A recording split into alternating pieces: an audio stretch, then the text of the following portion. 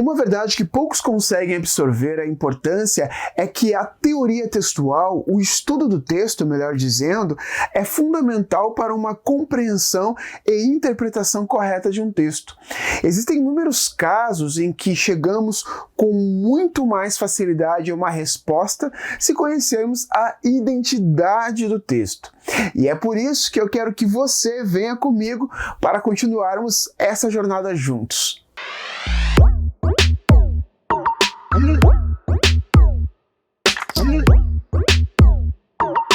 Fala pessoal, professor Thiago Charme para mais uma aula de interpretação de texto. Como vimos, né, os gêneros são formas diferentes aí de expressão comunicativa e vão surgindo conforme a necessidade e intenção de quem produz, no caso, o emissor. Falando especificamente nos gêneros do tipo expositivo, entendemos que esses gêneros funcionam através de uma linguagem clara, direta e bastante objetiva. São eles que vão informar e esclarecer ao leitor a respeito de algum tema. É por isso que eles têm como elementos em comum as conceituações, as definições, as informações e a comparação e a enumeração. Alguns dos gêneros textuais que fazem parte do tipo textual expositivo são as palestras, os seminários, as entrevistas, os verbetes, de dicionários, as enciclopédias e muitos outros. O verbete de dicionário, por exemplo, é um texto que fornece o significado de uma palavra pertencente a determinada língua e ainda acrescenta informações como classe gramatical, as derivações, a separação de sílabas, a etimologia. Vejam esse verbete aí, ó. A palavra nostalgia. Vocês conseguem perceber a separação silábica dessa palavra, né? Nostalgia, assim que ela está no dicionário. A classe gramatical e a derivação. Substantivo, S ali, feminino, a derivação. A definição, melancolia ou tristeza profunda causada em pessoa exilada ou longe de sua terra natal. Observem que existem mais duas definições e lá, bem no final lá, a etimologia, que é o que estuda a origem das palavras. No caso, FR significa que a palavra veio do francês, nostalgie. Outro gênero expositivo é o seminário, que é uma apresentação em que os oradores expõem aspectos referentes a determinado tema e despertam, ou não, um debate sobre eles.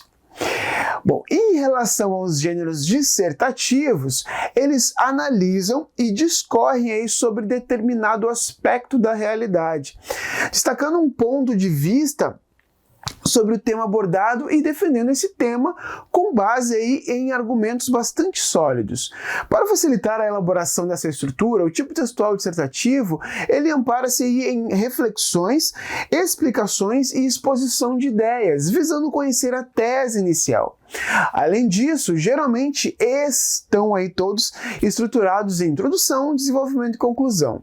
Resenha, artigo de opinião, dissertação acadêmica, tese, artigo científico, editorial de jornal, monografia, conferência, artigo de divulgação científica, São alguns exemplos aí de gêneros textuais dissertativos.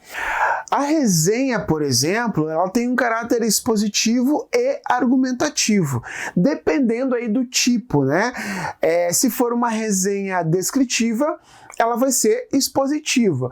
Agora, se ela for uma resenha crítica, ela vai ser argumentativa.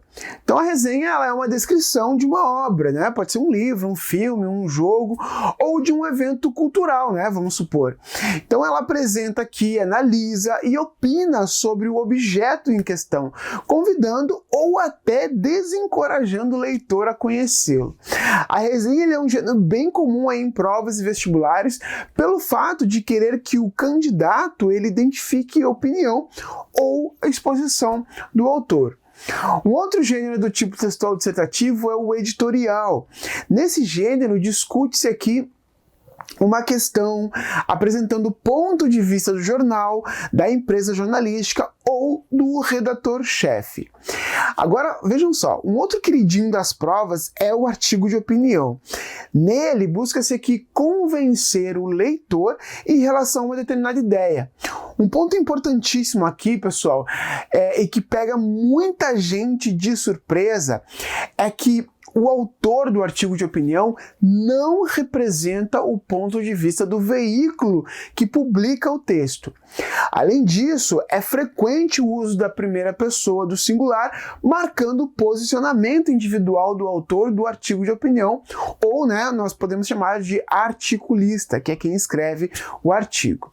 Mas atenção, essas definições são mais simples e objetivas, justamente para facilitar os estudos de vocês, porque lógico, gente, que elas não contemplam aí todas as possibilidades de realização de cada um dos gêneros textuais que englobam aí todos os tipos que nós temos. É muito importante que vocês tenham isso bem em mente, tá, gente? Todos os gêneros textuais, eles partem dessa necessidade da sociedade em conseguir articular um processo ali, seja ele escrito ou falado, para que eu consiga manter essa comunicação. Então, com o passar do tempo, vão surgindo mais gêneros e outros gêneros vão até caindo em desuso aí, justamente porque essa necessidade ou ela vai aumentando para para criação de determinado gênero, ou vai caindo, esse gênero aí, para que surjam outros por causa justamente da necessidade, que vai diminuindo. Hoje a gente faz muito uso, de muitos gêneros, esses gêneros mais digitais. Então nós temos muitas ferramentas nos aplicativos que fazem com que nós possamos aí nos comunicar de uma maneira mais objetiva, mais rápida, mais instantânea. Como eu falei para vocês em outra aula, os gêneros digitais, principalmente, são inúmeros. Cada uma das redes sociais, por exemplo, elas estão dentro de um gênero textual, ou seja, existe uma função para cada uma das redes sociais que vocês estão. Então, o Instagram é para uma determinada produção de texto, o Twitter para outra, o Facebook para outra. Então, cada rede social é um gênero textual, cada uma delas existe uma função, social em cada uma delas. Essa função social, ela existe, ela acontece justamente por causa dessa necessidade de existir. Hoje nós temos como desuso, por exemplo, de gêneros textuais, telegrama. Não se usa telegrama hoje em dia, não se usa um pouco, ainda se faz pouco uso da carta, por exemplo, da carta pessoal, ainda se faz, mas é pouquíssimo o uso da carta, porque nós temos ferramentas digitais que conseguem suprir essa necessidade de outros tempos. Beleza?